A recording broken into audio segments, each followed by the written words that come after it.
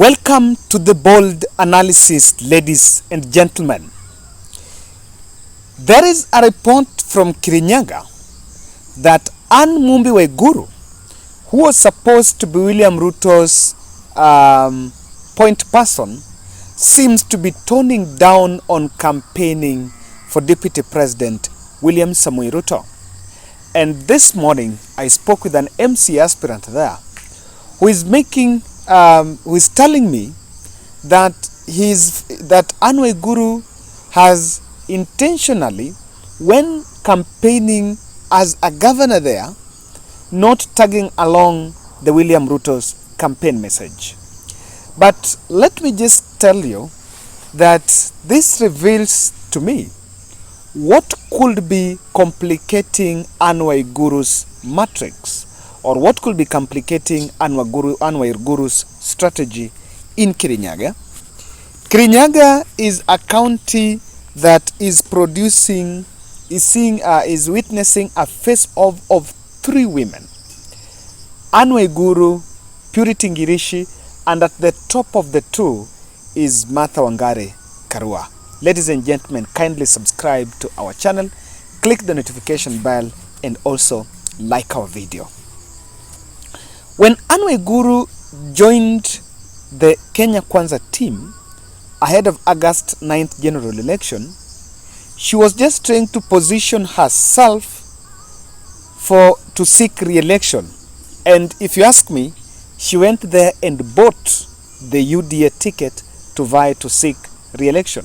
Because according to her, after the collapse of BBI, which they would use with Raila and the rest of the team to pick a momentum that they could use to face off the August election, they realized that William Ruto's UDA wave was sinking in Mount Kenya. That was one of the reasons. The reason number two, Waiguru was facing criticism and attacks from Karanja Kibicho. But because she was pro-government and pro-Uhuru Kenyatta, it was becoming difficult to find an opportunity to attack Karanja Kibicho. Even though now, I think she has toned down on attacking Karanja Kibicho. Now, the fact that she was in a different camp, she will also get political protection. That whatever is leveled against her, corruption case that is leveled against her, with her associating with William Ruto's camp, they have found what to me is called political protection. You will always rise the next day and say, I don't want, that I am being targeted. But what will that mean is Deputy President was forced to replace Ngirici with Waiguru. And if you ask me, I think the appetite of taking Waiguru was wrong, and dropping Purity Ngirici, who was a UDA soldier from day one. The women rep, I think she says that she's the person who introduced William Ruto to Kirinyaga. And William Ruto got entry in Kirinyaga through Ngirici. And of course, for political reasons, they could not work together. Things are becoming complicated with Raila Odinga picking Martha Karua. And when Raila Odinga picked Martha Karua, Waiguru was poised to be the best person to not to attack but to neutralize the influence of Martha Karua. The reason I'm saying this is Waiguru is from the county, and Waiguru was her competitor as a governor in 2017, and until Karua was picked, she was also going for the governor's seat. So now that she's the most vocal leader from Kirinyaga, who is in Kenya Kwanza, and they come from the same county with Martha Karua, she was the person to neutralize Martha Karua. But it is a bit saddening that Waiguru has excused herself from the mainstream Kenya Kwanza campaigns, even though you see that she's being given a front seat. Now, Waiguru has taken a back seat. The only people that are in front are two women. That is Cecil Mbarire from Embu, and who is Gachagwa's most closest point person, and Alice Wahome. But Anne Waiguru, who was supposed to be part of that team, seems to be isolating herself. Now, why do you think Waiguru has been missing, while she's the person that was to deliver Kirinyaga vote? And in this analysis, I want to explain to you why President Uhuru Kenyatta, through the political events that are happening recently, has tactically delivered Kirinyaga to Raila Amolo Odinga. Kirinyaga, with Martha Karua being picked, I think Purity Ngirici going as an independent candidate has complicated matrix and strategy for Anne Waiguru. When Purity Ngirici is campaigning, Purity Ngirici is on independent ticket. And I think the political advisors of Ngirici got it right. If Ngirici would have gone to Jubilee, then she would have carried Uhuru Kenyatta's venom, bad venom, the Jubilee baggage herself, and Raila Odinga's phobia narrative with herself. So there will be two emerging camps of Kenya Kwanza and Azimio la Umoja. Let me tell you, in Kirinyaga, there is no face-off between Kenya Kwanza and Azimio la Umoja. Purity Ngirici going as an independent is reaching out to votes of people who support Martha Karua and Raila Odinga and people who support William Ruto. But Anne Waiguru is only targeting pro-Ruto supporters. So it has become so difficult even for Anne Waiguru to associate directly, in absence of William Ruto, associate with the hustler narrative, or rather associate with the UDA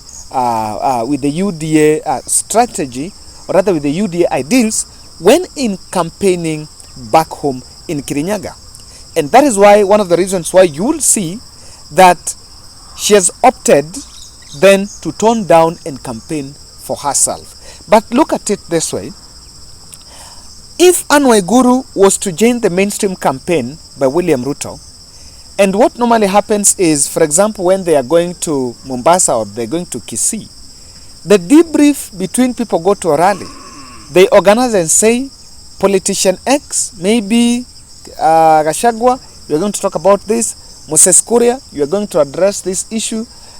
Maybe so and so are going to address this. Now, twice I have mentioned here, and these are exclusive, that Ketu Waruguru has blatantly refused to speak on the issue of Martha Wangari Karua. Well, her, she's not seeking elective post, so his voters are not really affected. Her voters are not affected, but she has decided not to.